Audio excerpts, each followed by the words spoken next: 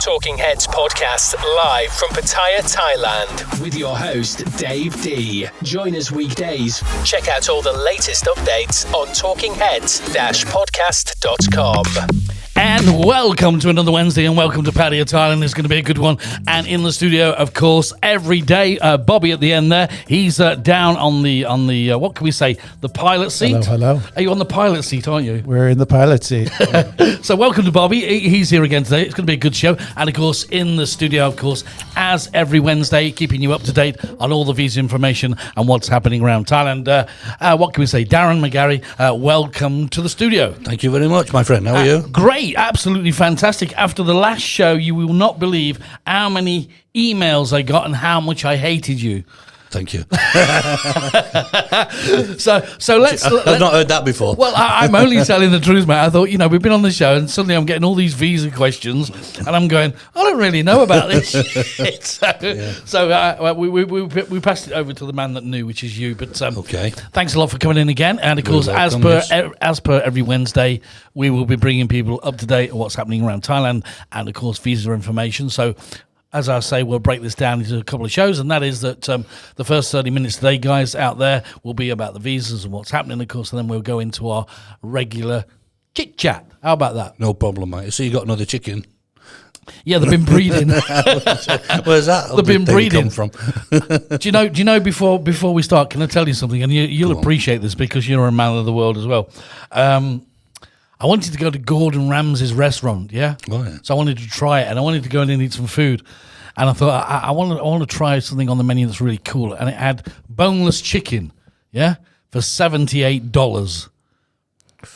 Bit expensive, yeah? Wow. I waited 40 minutes. You know what I got? An egg. Okay, for my son, I did buy him an egg. Sorry, that's going on. It was the link to the chicken, but it didn't really work. What really does work, of course, is everybody is panicking about the 26th. What's happening? So they should be. What's happening? As we know, the immigration are tightening everything up at the moment. People have been waiting, as we said last week, with regards to the amnesty to see if there's going to be any more time. Unfortunately, as I said last week, I was right. There is going to be no more time. As from the 26th of this month, if you have not got a visa in place, or you haven't organised something, or you're sick, or there's a reason you can't fly, then you have to report to immigration. They will then obviously make, they will do whatever they need to do with your passport, and then you'll be on your way on the nearest flight.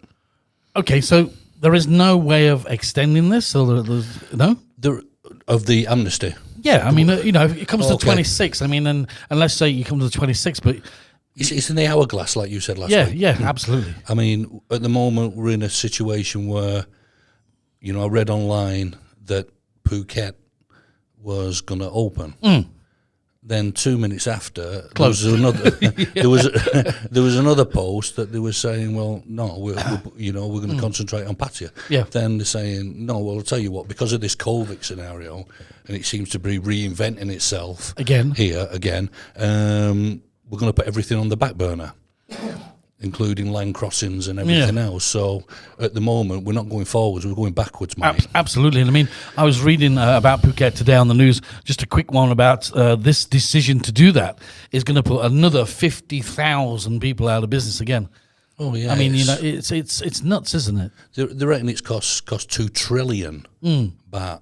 That's how much it's going to cost the Thai government.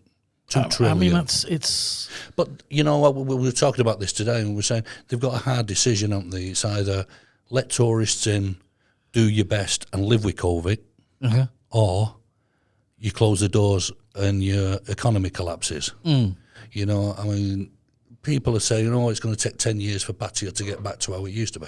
I don't believe that. No. At least minimum a year. It'll be bouncing again. Yeah. There's always if there's businesses gone to the wall, there's always people who are going to pick them up. And this is the time to buy. Do you think that we don't want to go too much into it, but do you think the powers that be are using this as maybe a clean-up operation? Maybe, because yesterday you seen that on yourself about the new Bali High Pier. You know, they're looking at spending 2.9 billion baht on a new pier system. Which has been there since the day I came here, Darren, in all fairness. I know, with cruise ships coming and all this, you know, and I'm sure they could spend the money on other things. Like feeding the people. Yeah, and unfortunately it's right next to Walking Street. So at the moment what you've got the nice beach road when it's finished, still looking better than it was. It sure is. Then you've got the eyesore, and then you're going to have a 2.9 billion baht pier for all the tourists to go to Koh Lan and Koh Chang. So are they going to keep that eyesore or not? Or are they going to take it out and do the walkway? Yeah. But this is the plan. I think this is what they're after. Yeah, I do. Myself. You know, so you can walk straight along Beach Road, right through Walking Street, right into Bali High. Or drive there. Do we know Bobby? Do we know the COVID cases at the moment and the amount? Do you know the total on them? It's pretty low. I was going to say because I'm sure that the road deaths are far above that. Absolutely. Yeah. Well, they're working in singles. India at the moment are working in millions, but yet there's no deaths. Yeah. In India. Sure. So what's all that about? You know, I can't get my head around any of it. Yeah, but do you think it's? I was speaking to somebody the other day, and you remember the Blair Witch Project? Oh yeah. You remember that? You remember this was a guy who had a camcorder that made it for about, I don't know, I may be wrong on figures, but $7,000 or $8,000 or whatever. You know, he had a camcorder, he made it, he made the Blair Witch Project, but it wasn't the actual film itself. It was all the hype at the beginning. The film was crap. The film was rubbish. It was crap. Yeah. But I mean, he made millions off it. That's right. Yeah, but it was all the hype. So, you know, the thing is here, you know, I think the COVID is the disease gossip. If you understand that, is that right? Can I say that? Right. It's like everybody gossips. Everybody makes mountains out of molehills, yeah? And I think that the COVID thing itself is basically it's just gossip. Yeah. That's out of hand. Correct. It's a scaremonger factor. Yeah, I mean, I talk to people here. I'm like you, I know a lot of people. I've been here a long time. And I know a lot of people in the UK. And nobody I know knows of anybody who's either had it or died from it. Now ask yourself, all these people have died. Where's the bodies? Yeah. You know, if it was in the UK, who's going to bury all them? You know, the graveyards would be overflowing. I mean, we said last time it was something like there was 100 and whatever it was at the time, 180,000 cases or something. And then when they all came to and told the truth, it was something like 5 or 6% were actually related cases. Real COVID. Real COVID cases, yeah. Well, a friend of mine's a nurse. We do visas for her Thai husband who lives here, to go over every year. And they were told to allocate 8 wards to COVID. You know, as a big run-up, get everything ready. I mean... Guess what? They didn't use one of the beds. When you say that, I mean, Bobby knows a lot about this as well, and we can probably come back to this when we... Yeah, it's not about visas, is it? No, but I just want... Just before we go back into the visas, we're going to be talking about the lady that went around America with a camcorder and a car checking out all the hospitals. Because I thought that was good. So we're just going to say that for now, and then we can go back to that later on. Can I go over to some emails that we've had? Is that okay? Yeah, well, what I'll do is I'll just bring you up to date what's going on. Great, yeah, please. Okay. At the moment, the immigration are doing the best to organise visas for people that do want to stay here. You know, for younger people or people who want education visas. People are running out of time. And I will say it again, that you need to organise something within the next week, 2 weeks. You know, because they're going to have a cut-off period as well. They're not going to run straight to the 26th. They're going to have a cut-off period, which will probably be a week before, where they'll say, I'm sorry, that's it. But Darren, what happens? I mean, we've checked before. We try and keep updates on flights and things like that. We look on the live flights, yeah? So, for example, let's just say Australia, for example, and you're here, and it runs out on the 26th. How are you going to get back? Well, exactly. I mean, how do you get back if there's no flights? Well, to Australia, they're only letting 34 people per flight go anyway. My friend's just done it. He says that, if it takes 400 or 500 people on the flight, he says there was probably, if I'm exaggerating, 50 people on the flight. If I'm exaggerating. Correct. But at the moment, you know what we're on today, the 9th? The 9th of the 9th, yeah? you would think that we would have some news by now if the amnesty was going to be extended. Yeah. Or are they going to wait now because they're not 100% sure of the figures till people hand themselves into immigration and say, look, I've not got a visa, but I can't get home, to see how many people actually are still here in trouble, then they'll extend the amnesty. You know, maybe that's what we're looking at. But even if, surely, just tell me if I'm wrong, surely somebody in the powers that be can sit, like we do, and watch a flight schedule that's live, that's departures and arrivals from the airport, and go and say to themselves, well, there isn't any flights in and there isn't any flights out. They're not doing anything. Even if we do this, how are they going to get home? Because at the moment, there isn't flights. No, but they don't look at stuff like that, do they? No. I mean, look at the weekend. Okay, we just had a long weekend. Yep. Monday night, the TAT come out with figures. How much Thailand's made over the last 4 days? I mean, what was it, 8.8 billion baht has been taken? How do you work that lot out? You can't do that. You can't do that on a Monday night. It's a holiday. Well, they got a guy running around Thailand with a clicker. See how many people there is. You know, I mean, the second in command, we know, I won't mention any names, but it's known that he doesn't like us anyway. Yeah, sure. You know, so that's not going to help. No. Phuket's on the back burner. Forget that at the moment. There's no... But it's literally doors closed down there, isn't it? That's it. There's just no talk of tourists at the moment anywhere. So we could be looking at months. But I mean, I've got friends. I've got friends in the UK that are now flying from the UK to Spain and Greece and everywhere, and are having holidays for $200 or $300 or whatever. Yeah, and they're there. That's it. And then they fly back and they go and stay at home for 14 days now, please. Yeah, that's it. That's right. But the tourism is still there. I mean, the problem is there is people that have opened the doors. There is tourism that's happening. Okay, it's got some rules and regulations with it. We can all abide by. Even if they came to Thailand and there was the flights are in and the flights are out just to get some tourism going, and there was a couple of rules put in place, it would work the same as it does in Spain and Greece and all that. I mean, he's been there 3 times now. No problem. So you can see where this is going. You know, we're losing out. Thailand is losing out on tourism. Other people are gaining from the normal people that would come here and spend their hard-earned money, and they're going, they don't need them, so we'll go somewhere else. That's right. Yeah. But how do you reset that? How do you reset that when Thailand goes and says, okay, the doors are open, the visas are here, let's go? How do you reset that? Will it reset?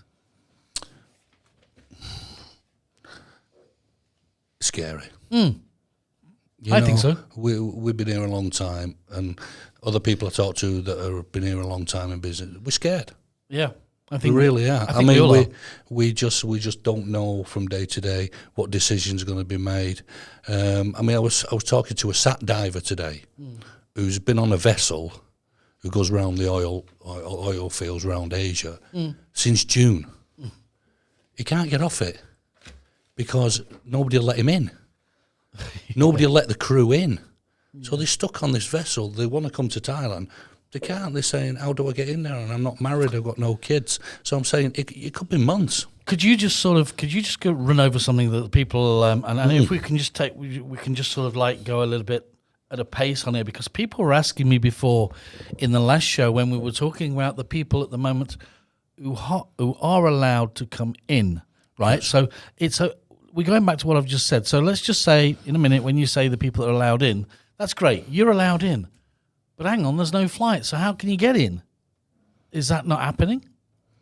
Of course. So who are the people that are, at this moment in time, as we sit here now, who are the people now who are allowed to come back into Thailand now?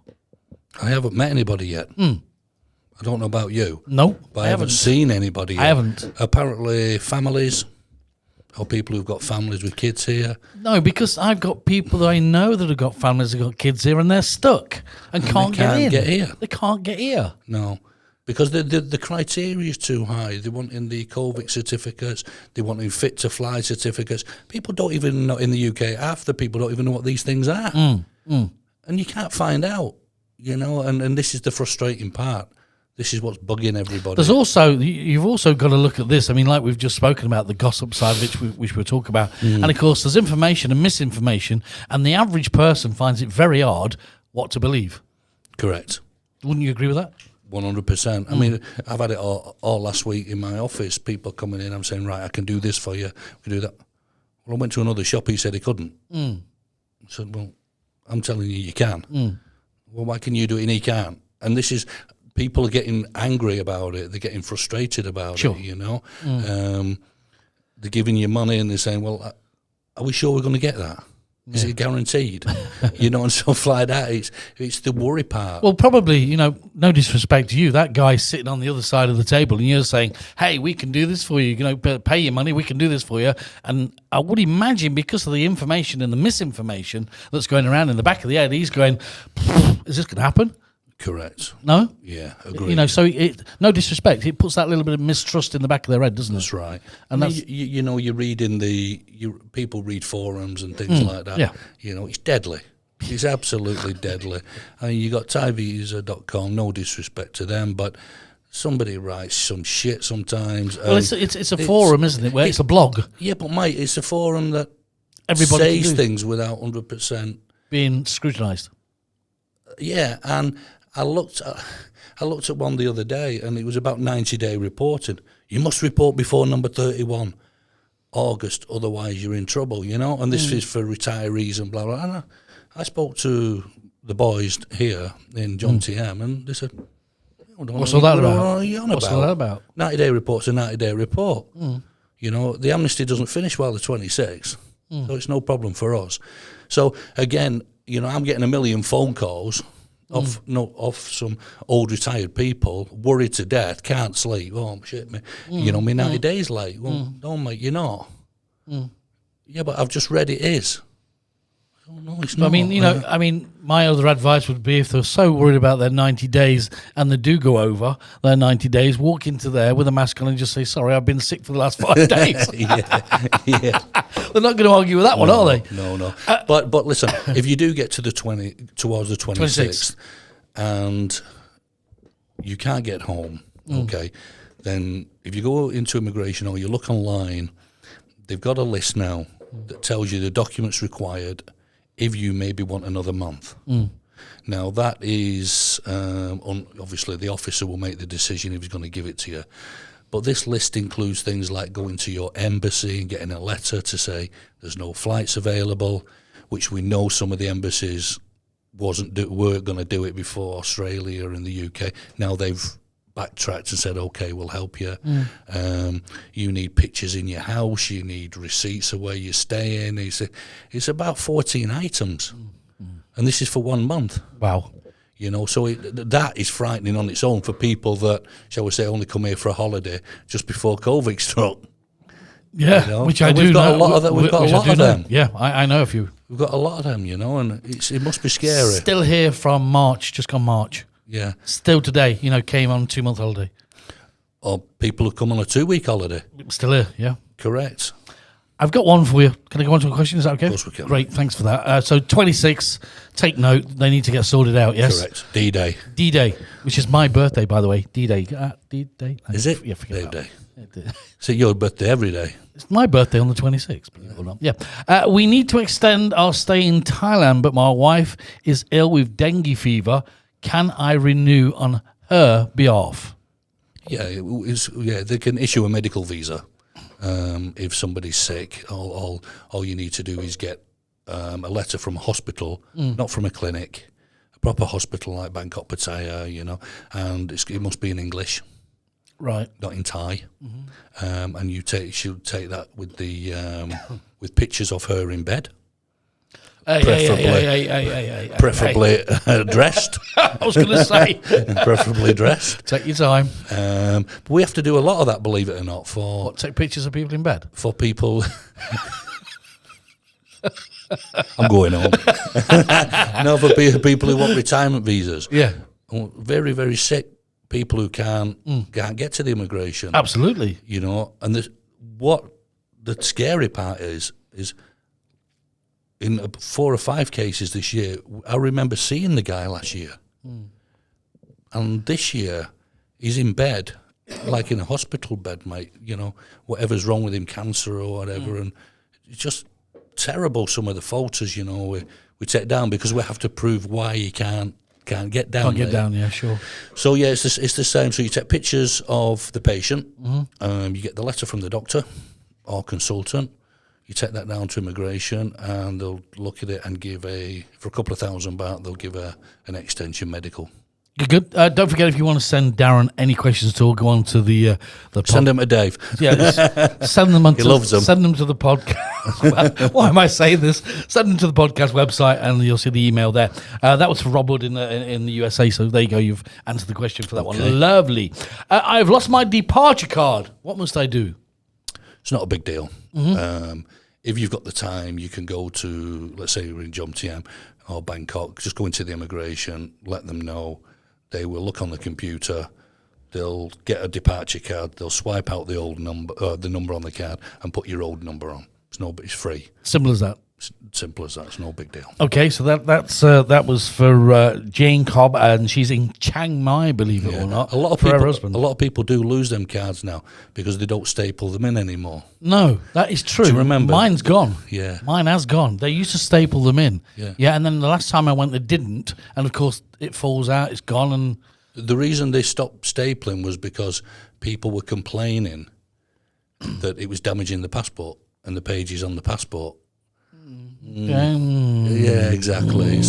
Again, you know what I used to hate? Do-gooders. I used to hate going over to Cambodia and they use one of those big sticky things and put it on your passport, and it takes the whole page up. Yeah, to sit there for 30 seconds and come back. Yeah. And it just just whatever. But it's anyway. There you go, Jane. That was one for you. He's answered the question. She's in Chiang Mai. Just wanted to know that one. Good one for somebody, Steve Ash in BKK in Bangkok. He said, what age should my kids start doing their 90 days report? 90-day report. For kids, does that exist? It does, because most of them are on education visas. Well, because kids are at school. So what normally happens is the HR department, if it's an international school. Now, are we talking of mixed kids here, or are we talking of foreign? In my car, I had a Daimler. So even if you've got, well, no, if you've got a mixed kid, then the kid's class is Thai. Yes. If the child is 100% foreigner, then they've got to do their 90-day report. But normally, what we've seen is the school organise that for them, or remind the parents when they need to do it. Right. Now, visas for children. It's a known fact that as long as the parents are legal, children don't need visas up to the age of 14. Okay. In Thailand. So if you come here, your child's only 2 years old, it's a foreign child, you don't have to worry about visas. Interesting. Yeah. When you go out of the country, the immigration just look at the age, boop, stamp them out. No overstay, no nothing. I mean, tell me if I'm wrong. I mean, because my lad's got the UK passport and he's got the Thai passport, of course he can go on the UK one, he can come back on the Thai one, yeah? He's Thai. That's yeah. In their eyes, he's classed as Thai, sure. Yeah, correct. Good. All right, there we go. That was for Roger Middle over in the... Oh, no, Roger Middle's next, sorry. Roger says, what do I do about my visa exemption stamp if I get a new passport? Also, on top of that, let me just add one more on top of that to give you an idea. Exemption stamp in my new passport. Also, do I have to inform everybody when I get my new passport because the number changes? Okay. Yeah, good question. Okay. Let's say, for argument's sake, it's a British passport. Okay. Yep. Normally, most embassies, like the Brits, will give you the old one, the new one, and a letter for immigration confirming the passports come from them and asking you nicely for the immigration to transfer stamps to the new passport. Okay. So that's the stamps out of the way. It's a free service at immigration.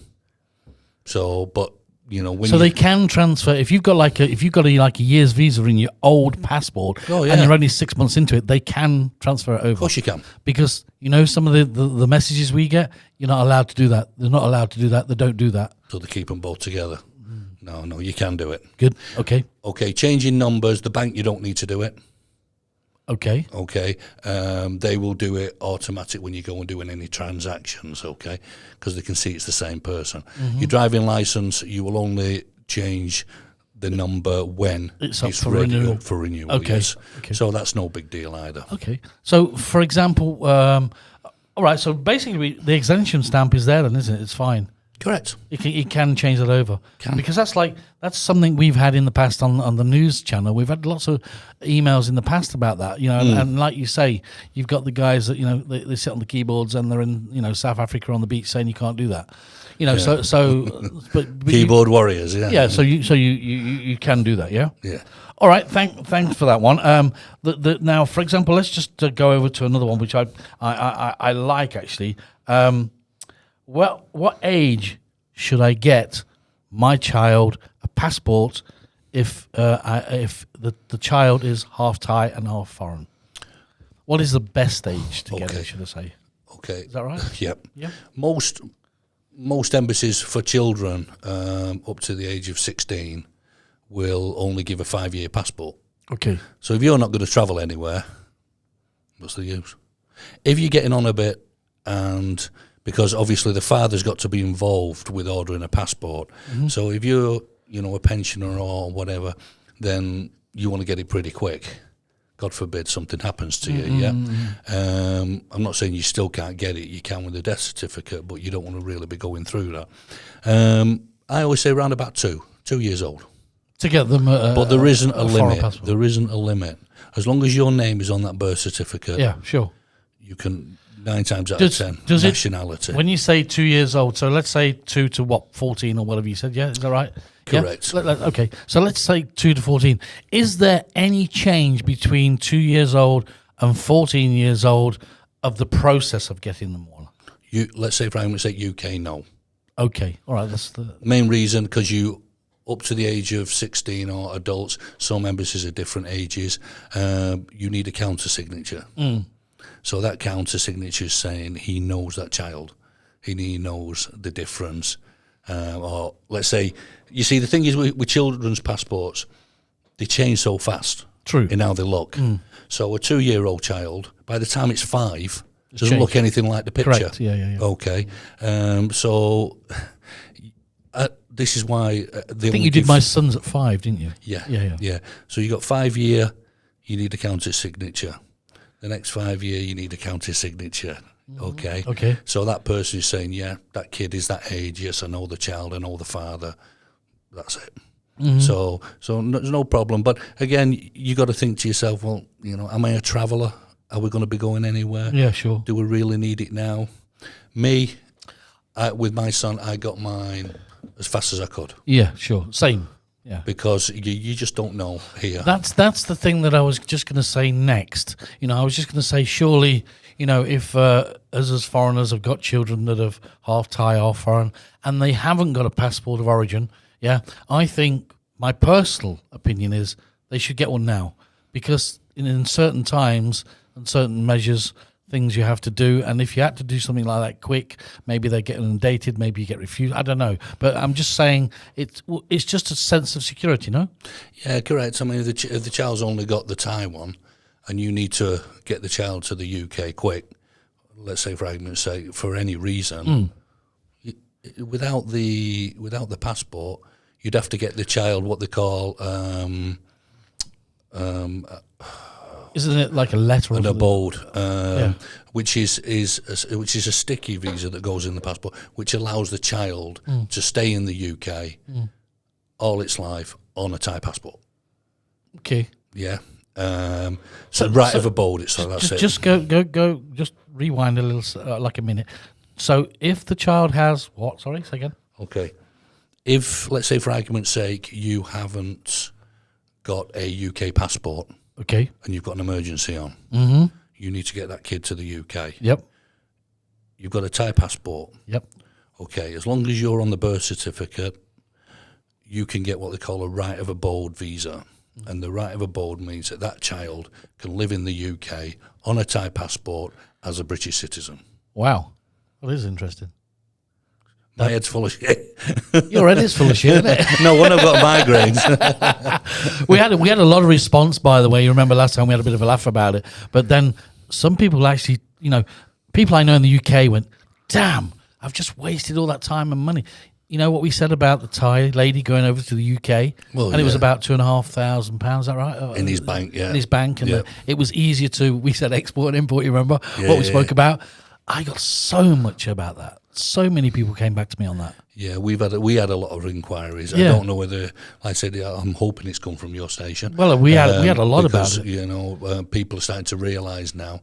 I don't want to be on my own at Christmas, and Thailand probably won't let me in by then. So I'll get her over. Yeah, Sure. Unfortunately, if they open the doors, then we've got probably about 20 clients who want to get married. That would help them coming in. But what if they can't get in? They can't get married. Well, this is where we go. This is where we go. And I mean, what about the family here? You've got the mum, you've got the dad you've got the dad that's foreign, you've got his wife that's Thai, you've got 2 or 3 kids or 1 kid or whatever, they're a mixed race, and he wants to just go. He just wants to get out of the country, go back to his country, and start a new life and get on with things. Yeah, he can't go anywhere at the moment, and if his bank account is depleted, what's he going to do? In the respect of he can't go because of flights or just because of flights. Yeah. I mean, I know that you can sort out all the visas and everything. Yeah, I get all that, but you sorted all that out there. It is great, fantastic. Because of the flight situation, of course, he's got a bit of a weight on his hands. Yes. Yeah. I don't blame the airlines because I do feel I might be wrong here because I'm not a travel agent, but I'm sure it's got something to do with the emergency decree. Because at any time, they can really close the doors. Yeah. I mean, think anything can happen. That gives them, the big boys, the full right to do anything. Now, let's say, for argument's sake, you're BA, all right? And you start doing proper flights to Thailand again. And how can you book night flights? It's like when the curfew was on. Yes. Well, but people couldn't travel at night. So people like BA are not going to put flights on just for the daytime because who are they going to bring back? Yeah, sure. And then they've got to look at what time the flight arrives and stuff like that. They couldn't do anything. No. And then they closed the airport. They said no more flights. And so really, there's been at least 3 or 4 months wasted just with people not making. Well, I think, like we said, information and misinformation. Correct. People don't know what they're doing. Correct. I mean, if you was the managing director of Qantas or whatever, you'd be looking and saying, 34 people on one flight. I mean, you're losing money. Who's going to subsidise that? What's all that about? They're waiting for the government. Okay, let's take a quick and we'll come back and have a chat about what we normally talk about. That's everything and everything. Chickens. And of course, we'll be talking about your appearance at the Expat Club, yeah? And retirement visa. Talking Heads podcast live from Pattaya, Thailand with your host Dave D. Join us weekdays. Check out all the latest updates on talkingheads-podcast.com. There we go. Welcome back to us and back in the studio. You took your headphones off, haven't you? Are they? My ears are sweating. That's okay. You can still hear me though, can't you? Of course I can. Okay, all right. Talk about the retirement visa first before we go and start chatting away about the chickens. Do you want me to get? Can we, Bobby? Can we get him some fluffy headphones for next time? Next time, you remember? Sure. You remember and the handcuffs. Pink one. And the dice. Yeah. Can you remember that, mate? In the Ford Capri. Yeah, the Ford Capri we used to have. It was really good because we used to go up to like we'll talk about this in a minute. We used to go like to the woods, and everybody used to park up in their Ford Capris and Escorts and that. And they used to have these furry dice that hang in the window. And if you looked properly across all the window screens, you could see all the fairy dice. Oh, yeah. You're a top man if you had them. Proper. Yeah. Let's just talk about quick before we go into chit-chat, the retirement visa, because I want to know about that one. Yeah, this is what I want to talk about mainly today. This is the most common visa in Thailand. This is for the expats, the people to stay here, okay? Mm-hmm. Retirement visa doesn't mean you're retired. It's just a classification. It means you're 50 and above. So you can still be working. Mm-hmm. Abroad and still have a retirement visa for coming in and out. Okay. Can you work in Thailand on a retirement visa? No. Okay. No, but you can. There's a lot of guys, forget the borders are closed, but there's a lot of guys that work overseas Right. on retirement visas, and they use them with multiple entry permits to come in and out. Okay. The criteria mainly is you have to have money deposited in the bank, which is 800,000 baht, which for your first visa has to be there 2 months before you apply, and then you leave it in the bank for 3 months after. Then it cannot drop below 400,000 baht for the rest of the year. So really, after 3 months of getting the visa, you can utilise 400,000 baht and then top it up before you're ready to apply for your next visa. Okay. Or if you don't want to put money in the bank, you can work off an income. So if you get a pension from wherever, what you do is you show 12 months bank statements. You show 12 months money transfers. So you show where the money's coming in from the UK, transfer-wise slips or whatever. Does that have to amount to 800,000 though? Yes, it does. Okay. And you also have to show the money coming from overseas to Thai Bank. Okay. And you show them a year's statement from overseas, from Thailand, and you highlight and show them where the money's coming from. That you can use as well. Do you ever think, being in the visa game and doing what you're doing and the knowledge you've got in your brain, okay, do you ever think if they ever implemented any of these things in the UK that it would be a lot different? I think it'd be empty. Yeah, it probably would, wouldn't it? You know, what I will say with the retirement visa is, if you get it right, it's not difficult.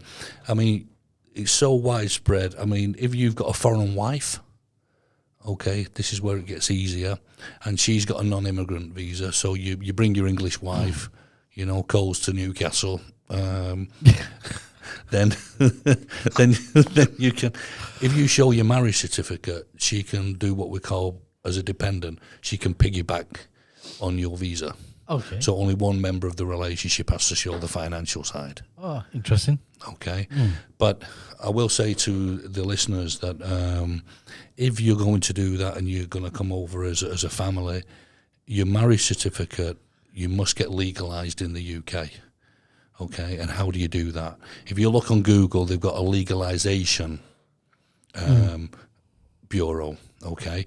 You send your wedding certificate, and what they do is they will then put a slip on the back, and they're just saying it's legit. So you're on about the marriage certificate from where? From here or from overseas? From now the UK. Now I'm talking about, let's say, an English man and an English woman. So if they get married, if they get married in the UK and they've got a marriage certificate, they must get this thing on the back of it to say it's real when they come out. Before they come out, yes. So it's a certificate of authentication. Authentication.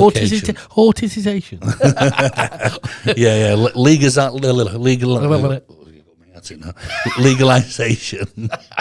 Yeah. But if you put it in Google, it just comes up.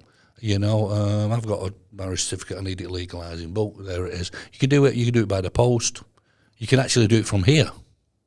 Okay, yeah, interesting. You can send. So if you're here and you think, oh, you know, I'm going to get my wife on that visa. I can't. I'm not going back to get that legalised. You can do it. Send it via DHL with a credit card form, and they'll just do it and send it back. Cool. Thanks for that. I like that one. So you know, people thinking. You know, all right, okay, it's they think it's a rare thing, but it's not. I mean, you go to the Expat Club, you know, on a Friday or a Sunday, and it's full of couples. It is. That's true. Full of foreign couples. Talking of the Expat Clubs, you're there on Friday the 18th, yes? Yes, I'm the main speaker. You're the main speaker, so you'll get your tongue right for that day, will you? I'll get my tongue right, and I get a free breakfast as well. Not that I need it. Nice breakfast. And what are you in there? What are you talking about? Roughly what we're talking about today, or? Yeah, what the Expat Club is, it's as Neil said before, it's expats helping expats. Yeah, sure. Okay, so my job there, I've been the visa advisor for roughly about 14, 15 years. Public talks, 30. Roughly around that area. I stand up in front of over 100 people and I tell them how it is.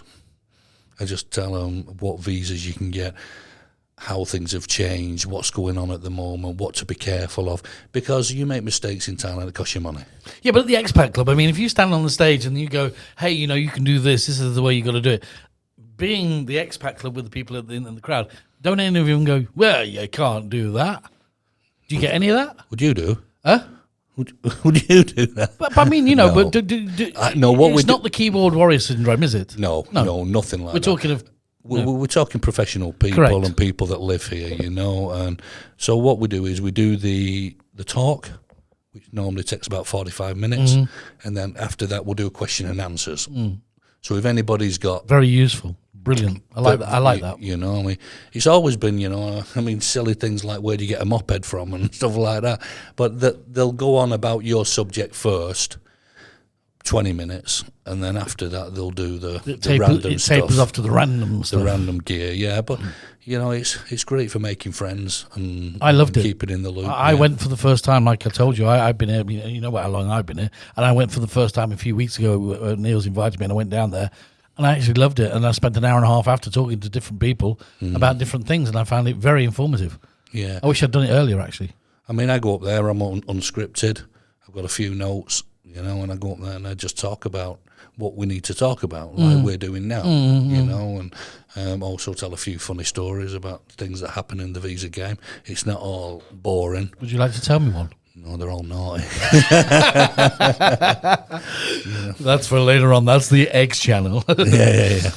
Okay, so we're good. Are you okay now? Can we have a bit of a chat one? Is that all right? Of course we can. Is that okay? Can we go over to that? I just want to go back to the lady in probably Bobby will fall in on this one as well because he knows a lot more than I do.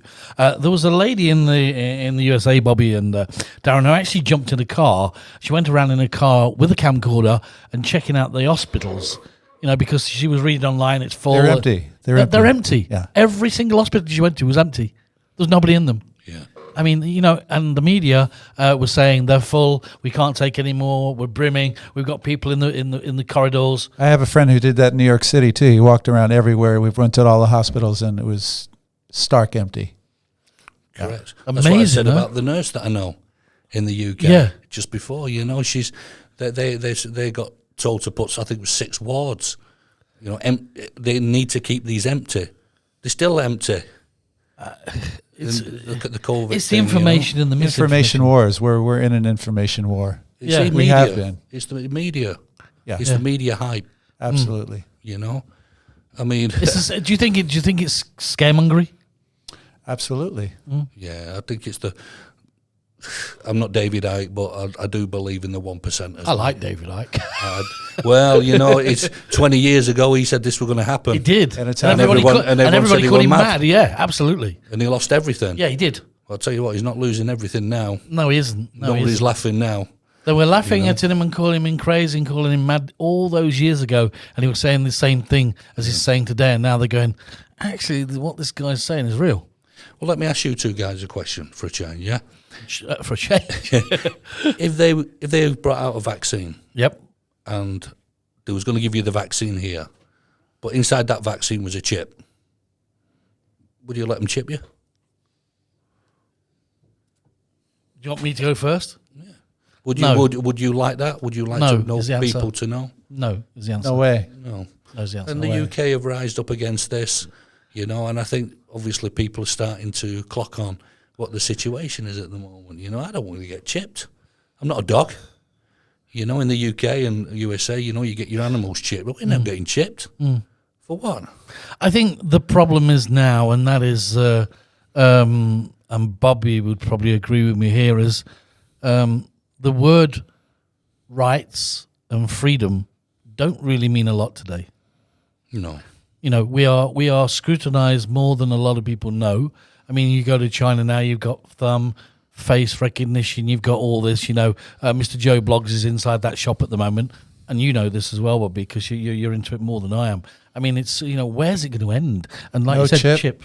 No chip, no travel, Well, I don't know whether it was true, but I seen a clip where there was this Chinese policeman, and he had this helmet on, and he looked like something off one of these futuristic films. And this it's got the recognition inside. Recognition, taking temperatures of people as they're walking past. That's right. And knew everything about them. That's right.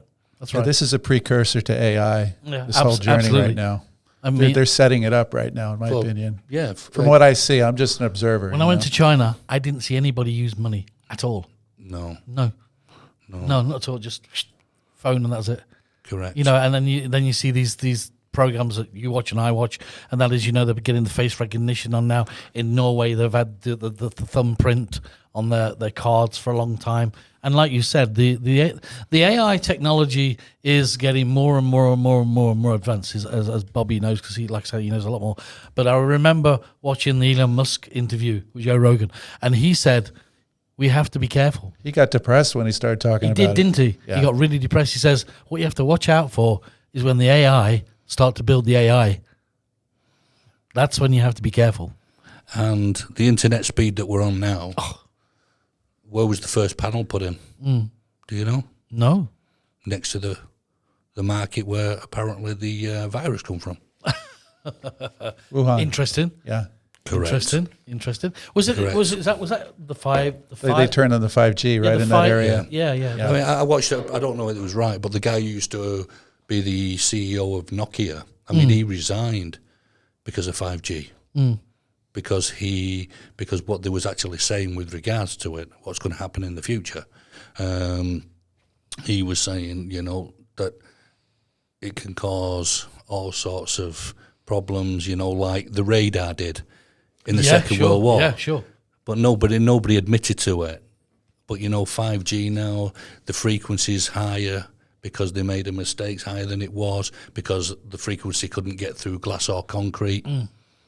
Why did they make people stay in the home? I like a guy's comment on Wait. Sorry. Why did they make everybody stay at home? All these curfews. So they could get the 5G towers up. And they could get rid of And I mean, the people that couldn't handle it. And disguising them as trees. Am I right or wrong? Hey, Bobby. You are right. This is what people have said on the internet. I'm only, you know, don't the CIA don't come and shoot me. But, you know, I'm only saying what people are saying And now. they're disguising them as trees and lampposts and things like this. So they mix in, and people, when they come out, don't know they're there, and all these things. And you see people on the internet saying, you know, those 3 trees weren't there last week, and they're plastic. Yeah. And a guy on the internet that I said, the best way to sum 5G up is saying, put yourself in a microwave and turn it on full and see how long you last. Correct. I And mean, that's what's happening. that's what's happening. We apparently. But I want my fast Netflix. Yeah. Right? Well, they Yeah, want, yeah. I they, want they my want, fast they this and want, my fast that and my fast games, and this is the price we're going to pay, right? yeah. They want technology to go forward, not backwards. So they have to do the 5G. Yeah. But when they brought it out, that's when they realised there were mistakes. You know. But the town in China was, tell me if I'm wrong, was the COVID was there, and the 5G from the same, Wuhan, yeah? Is that right? Wuhan, yeah. Wuhan Correct. was from the same town, yeah? Correct. I mean, you know, coming from a bat, what a story. Well, I mean, come on, they could have come up with something better than that. Well, you know the company Huawei, is it Huawei? Which is the telephone manufacturer, yeah? Okay, Now been in China, yeah? Been chucked out of Yeah. America now? Well, shall we say somebody I know, and I've known for a long time, from Australia, actually has worked for them for many years as a contractor. And his job was to build towers. I just sent him a quick email months and months and months ago, and I've known this guy years. You know, is there any connection between... Any truth in this? Never spoke to me since. Wow. Ow. All his emails are monitored. He can't speak. He can pick the phone up, but he can't speak. You know, so that answers the question I'll to me take the straight fifth. away, because I've known the guy A long time. a long, long time. And then that happens. But what about, I mean, we've seen the people that are on the net that are coming out, and they are speaking up about it, you know, and breaking down the towers. And even like you said, fitters of the towers are saying, I don't want to work for these guys no more because this is dangerous. And I don't want to be part of this death squad, because that's what it is. I think in the UK, didn't they have a spate where people were burning them? Yeah, or something? burning them, pulling them Getting up down. and pulling them down. Yeah. Yeah. I like those kind of people. So do I. The thing that they had in the UK, if you remember this, it was years and years ago. You remember the actual towers, the electrical towers, the towers that they have where they run the cables through to carry And electric and stuff. the electric from town to town. It was proven in the UK that the people that were living around those towers were getting a lot more sicker than the people that were in the town. You know, That's right. Yeah, They were having children that were Down syndrome, yeah. and 3 fingers coming Yeah, out. sure. Yeah, that's right. Yeah. absolutely. So what's 5G going to do? Because it's a lot more powerful than that. Well, like I said before, you know, you turn a frequency up to the level that it's at, you keep people in the home for weeks on end, like in the UK, you know who can handle it and who can't. The people that can't, the sick people, you know, it's hypothetical. It really lowers the immune system, you know, giving it that high frequency to the elderly people. It really. But what better way to say to everybody, there's a massive virus and it's going worldwide now, and if you don't stay in your doors, you're going to get it. So I tell you what, while you're in the doors, we'll put all the towels up and switch it on. Correct. That's Am what I they right? did. That's And all this so you can drive, so your car can drive your own when you piss. Yeah, That's exactly. And it still don't really work yet, does it? No, you know, artificial intelligence, your car can drive on its own. Hey, sorry, mate, I can't sit there and let my car drive on its own. Why? Why would you let your car drive? Exactly. I don't get Unless it. you'd had a skinful, you know. Yeah, okay, take me home, and it'll probably take you to the wrong place. I mean, you're like heavy into this, though, aren't you? He thrives off this, and I like listening to him because he's like full of Smart, information. yeah. He's the Wikipedia of like the studio. There's nothing. Yeah, I can see that. What do you reckon about He looks AI? a smart guy. He doesn't is. He? Yeah. What do you well, look at him. He's in mission control over there. What do you reckon about AI? What is your feeling on that? Well, that's where we're headed. You know, that's where we're headed. And this whole, in my opinion, this is just my opinion. This whole virus thing is a precursor for compliance, so we can get everyone in alignment and keep everyone at bay when they actually issue the vaccine. Because Bill Gates, you know, has come out many, many times and says everyone is going to get the vaccine, whether you want it or not. You know, he has made that statement over and over again. So that's something for me to be concerned about. But even if you talk about the flu was the flu. They came out with a vaccine for the flu. Yeah, everybody has it. Everybody has a jab for the flu, but you still get the flu. Yeah. So how do they know that this vaccine is for that? Is it the real thing? Is it just like pretentious where they go, okay, this is the vaccine, and everybody goes, okay, and believes it? Yeah. And believes it. If you go to a doctor and he says to you, take this, and you'll be cured. It'll make you better. You take it because you believe him. Yeah? Yeah. Even if he's not telling you the truth, you don't know that. Because he's your something. doctor. Can I ask you something? Yeah, We've sure. been here, like I said, years and years. Every year at this time of year when it's rainy season, and then it goes hot, then it's raining, then it's hot. You always get the Thais sniffling and sneezing and got the flu or whatever, bad cold. And they say it's season. It's the season changing. It's nothing to do with that, is it? It's viruses, yeah? Yeah, sure. I haven't seen anybody sniffling. No. How many people have you seen with a cold recently? Everyone's healthy. Yeah. Now that's scary because my staff are always coming down with something, you know, because we're dealing with the public down in there. Okay, so let's just take that one step. I mean, the bad side, we know about what's happening at the moment. We get all that. Let's just take a good side for a second. The place looks cleaner. The place feels cleaner. Yeah, it looks more cleaner. You know, like you said, the Thais are not sniffling no more. I mean, is that from what? The masks. Do you think so? The masks are no good. I'm not a doctor, but they must be doing something. Because the Thais do wear them because they do firm believe that COVID is in the air, like, you know, from all over. I told you that last time. I went to a pharmacy. I said, well, there isn't any COVID. She said, it's all in the air. I said, well, you what? She didn't even know. Yeah. So this is why, like in Phuket, the foreigners are, the locals are coming out now saying they don't want foreign people in because they're frightened of the COVID. Well, you did, didn't you? What, today, Bobby? What shop did you go to today where they wouldn't let you in? 7, was it? No. You went to a hardware shop. Was it Taiwasadu. Taiwasadu. The whole place was closed. They wouldn't let him in. Yeah. And they said to him, if you want anything from outside, can you draw it, please? So they wanted him to draw. Well, that was actually in a smaller shop after I couldn't get into Taiwasadu, yeah. but I went to a smaller one. They wouldn't let me in. That's it. They said, if you want something, please draw it on a piece of paper and we'll see if we have it. I mean, 7-Eleven are the same. If you go to 7 and you want something, if you haven't got your mask on, they'll say, what do you want? Yeah, my wife said the same thing. Yeah. And you give them the money and they'll go and do everything, but they won't let you cross the door. They'll make you stand outside. Yeah. And that's Thais and foreigners. Yeah. Not just, you know. It's over. It's over exaggerated. Sickly, mate. It's sickly. It's over. You know, I mean, the rule you've got to wear your mask in the car and on the motorbike. I mean, you could have got COVID on a motorbike, mate, doing 660. There was a doctor on the internet, I swear on my life, who said you must wear a mask when you're having sex. Yeah. That's what he said. Because of the smell? I don't know. He just said you must wear a mask when you're having sex all the time. Yeah? Yeah.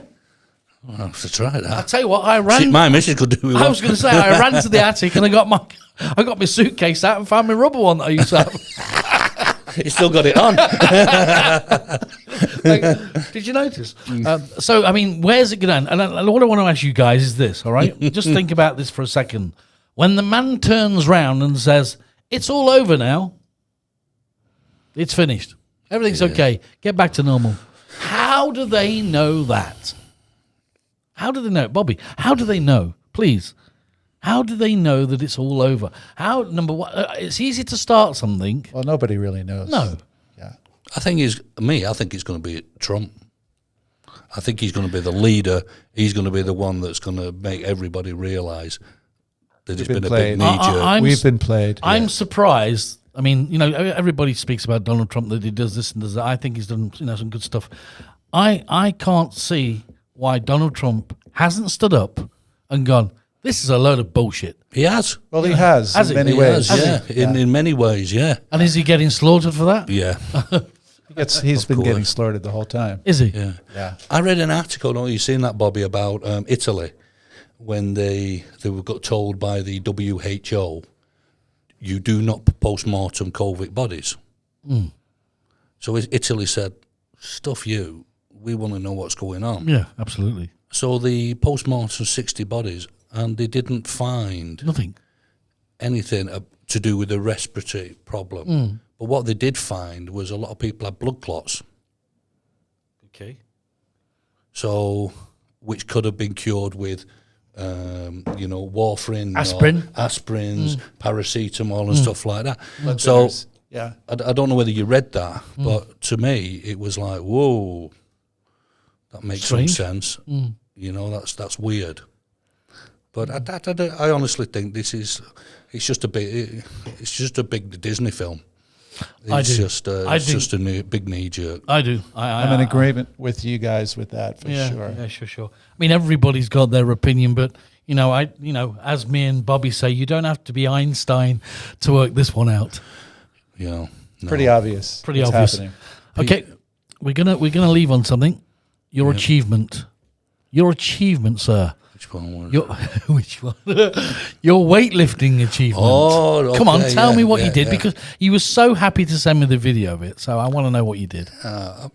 You know, I like weightlifting. Yeah, I do. I mean, people like to call me and say, "Oh, you fat bastard," you know, and whatever. I say, "Well, you can't lift weights, you know, on skin and bones. You know, you've got to have a bit of beef, on you. Yeah. And no, the other day I'm about 50 years old and I bench press 200 kilo. Wow, that's pretty cool, isn't it? Eh? With just one spotter, you know. Yeah. And it was clean and it went up right, and you know, I'm very, very pleased with that, because I don't know of any other person in the whole of this area or at Chonburi who could actually physically do that, you know. And some achievement, and I could see the pleasure in your face. It took a long time to creep up to that sort of weight. I mean, you know, you put it into context, it's like 4 washing machines. That's a good. Well, I want to put it into 4 washing machines. It's, you know, because they're like 50 kilo each, and that's the way I look at it. Yeah. You know, or 2 100 kilo guys. Do you gauge everything by washing machines then? No, my missus does. But no, you know, when you're training for it and you know you're going for something, it's a constant pressure all the time in your mind, because you know what you're trying to achieve, and when you achieve it, it's like somebody just lifted the weight off your shoulders. All the weight off your shoulders. The cliche, you know, the weight off your shoulders. I mean, you know, I class myself as semi-professional, but you know, weights like that can kill you. When you're bench pressing, you know, you only need to slip. Well, I've seen it. Your arm needs, you know, your wrist needs to go or something. Your rib cage. You've got to know what you're doing. Yeah, sure. Otherwise, and that's why I train 5, 6. You wouldn't think so looking at me, but when I diet, which I'm doing now, over time in the next couple of months. Because what do you weigh now? About 105. 105? 105, 106 kilo, yeah.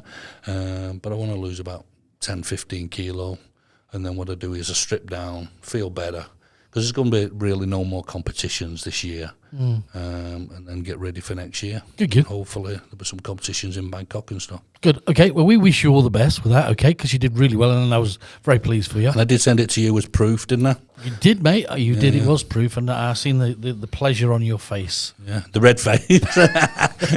Listen, we're going to see you next Wednesday, updated, and of course we'll have another chat again, and I'm sure that we're going to find a lot more subjects to talk about. Well, next week I'm going to talk about dependency visas. Okay, good. All right, and of course I will collect the emails from people, and you can have a look at those. We'll go through them again and say thank you to all those people who get in contact, yeah? I've enjoyed it, thank you. Good. Same to you. And Thank you, Darren. Good. Thank you. And today, nice conversation, yeah? Brilliant, loved enjoyed it. Okay, all right, thanks, Darren, and we'll see you next Wednesday. Thanks, cheers, buddy. Talking Heads podcast live from Pattaya, Thailand, with your host Dave D. Join us weekdays. Check out all the latest updates on talkingheads-podcast.com.